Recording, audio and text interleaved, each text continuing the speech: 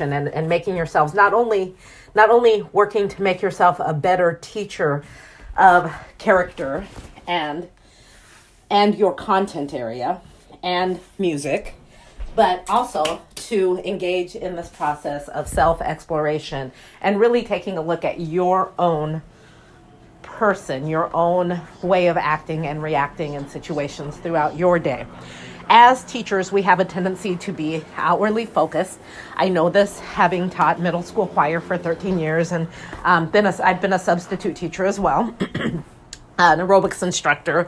So I've done a lot of instructing, and from my perspective, I have been very outwardly focused for a lot of it. I want them to do their best. I want them to be caring to each other. I want them to not interrupt when someone else is talking. And yet, time after time, I've watched myself and other teachers, when dealing with students, we interrupt them, we condescend to them, we threaten them with calling, your parents would be ashamed of you. We shame them in a way that you would never do with someone that you respected. And so what I'm going to ask you to be aware of as we help our students create a personal code of character and a way to help them go forward into this world being a force for good, that we also, as the adults, as the modelers of the behavior we think is admirable, that we would model that behavior for them. So if a student is talking and another teacher comes into the room, do we interrupt the student, or do we encourage the teacher to wait until the student is finished? Is it an emergency? When a student does something that we are not proud of, that we are not excited about, how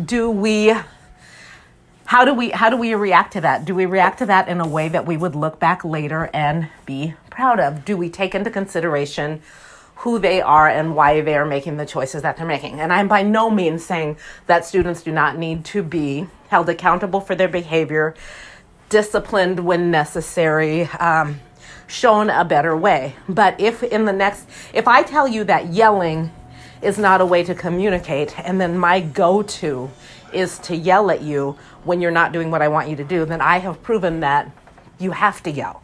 There's no other way. Yelling is the only way. So instead of doing that, I don't tell students that I will never yell at them. I say, I will try not to ever yell at you in anger. I will raise my voice when I need your attention.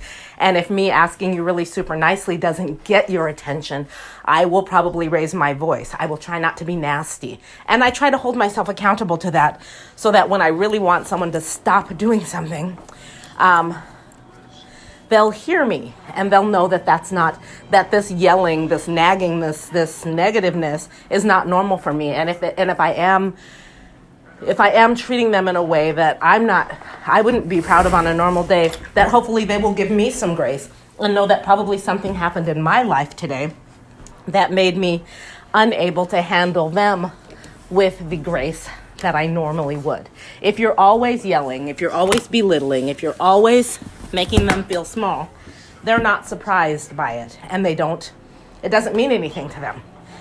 So that being said, this is an opportunity for you not only to think about how you're going to get your students to behave better, or to even get them to internalize good character. It's an opportunity for you and me, once again, to examine our character and how we go through the world, how we react to people in the grocery store, how we react when we're driving, how we react when we're talking to someone on the phone where our students are in sight,